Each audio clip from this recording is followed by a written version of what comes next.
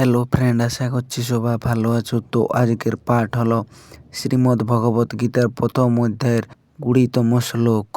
শ্লোকটিকে অন্য দিনের মতো প্রথমে পাঠ করব, মানে বুঝবো, তারপর শ্লোকটিকে বিস্তারিত আলোচনা করব। তাহলে চলো আর দেরি না করে শুরু করি।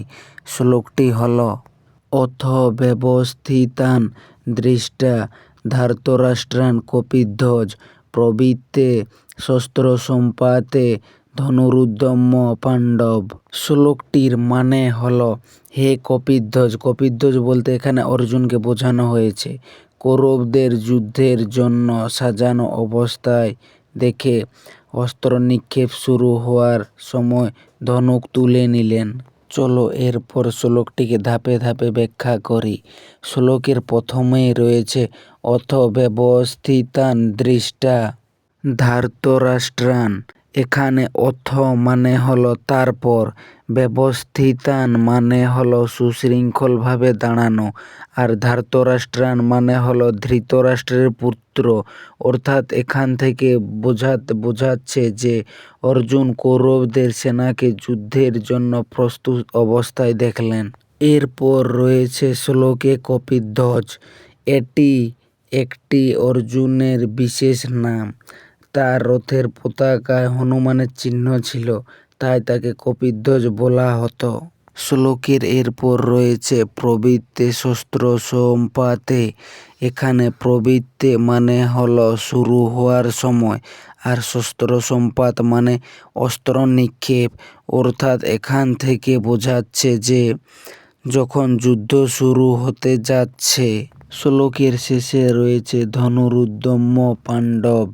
এখানে ধনু মানে হলো ধনুক, আর উদ্যম্য মানে হলো তুলে নিলেন, আর পাণ্ডব মানে অর্জুন। অর্থাৎ এখান থেকে বোঝাচ্ছে যে অর্জুন নিজের ধনুক তুলে যুদ্ধের জন্য প্রস্তুত হলেন। তাহলে আমরা পুরো শ্লোকটির থেকে জানলাম যে কৌরবদের যুদ্ধের সাজানো সেনা দেখে অর্জুন নিজে ধনুক তুলে নিলেন। এই শ্লোকটি অত্যন্ত গুরুত্বপূর্ণ, কারণ এটি একটি বড় পরিবর্তনের শুরু। এর আগের শ্লোকগুলিতে 1 থেকে 9 পর্যন্ত শ্লোকগুলি ছিল শুধু যুদ্ধের প্রস্তুতির বর্ণনা, শঙ্খনাদ, সেনাবাহিনী সাজানো, বীরদের পরিচয়। কিন্তু এই শ্লোক থেকে শুরু হচ্ছে অর্জুনের মানসিক দ্বন্দ্বের অধ্যায়।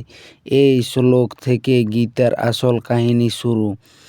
শ্লোকটির 3টে গুরুত্বপূর্ণ বিষয় হলো, প্রথমটি হলো কপিধ্বজ, হনুমান চিহ্নিত পতাকা।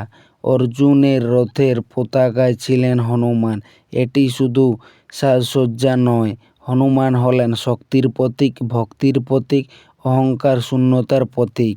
হনুমান যেমন রামের সেবায় নিজেকে সম্পূর্ণ সমর্পণ করেছিলেন, তেমনই অর্জুনও শ্রীকৃষ্ণের কাছে নিজেকে সমর্পণ করবেন, এই ইঙ্গিত এখানে আছে।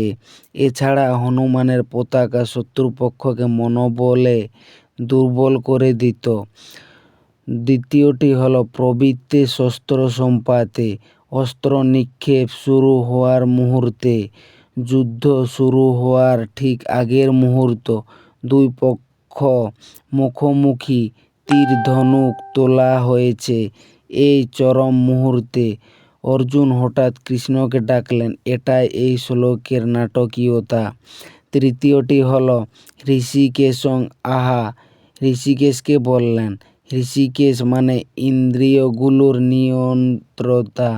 অর্জুন কৃষ্ণকে এ নামে ডাকলেন। এর অর্থ হলো অর্জুন জানতেন যে তার ইন্দ্রিয় ও মন এই মুহূর্তে টলমল করছে, তাই তিনি সেই মহাশক্তির কাছে সাহায্য চাইছেন যিনি ইন্দ্রিয়কে নিয়ন্ত্রণ করেন।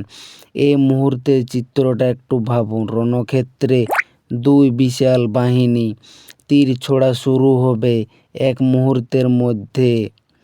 এই ভয়াবহ মুহূর্তে পৃথিবীর সেরা ধনুর্ধর অর্জুন হাতে ধনুক তুলে হঠাৎ থামলেন। কেন থামলেন? কারণ সামনে তিনি দেখলেন তার আপনজনদের, পিতামহ ভীষ্ম, গুরু দ্রোণ, কাকা ভাই বন্ধু সকলে তার বিরুদ্ধে সারিবদ্ধ। এই দৃশ্য দেখে তার মন দুর্বল হয়ে গেল। এই শ্লোকের বিশেষ তাৎপর্যটি হল এই একটি শ্লোক থেকে ভগবদ্গীতার আসল সংলাপ শুরু হয়। পরে শ্লোকে অর্জুন কৃষ্ণকে বলবেন, রথটি দুই বাহিনীর মাঝখান নিয়ে চলো। এই শ্লোকটি তিনটে বড় বার্তা দেয়।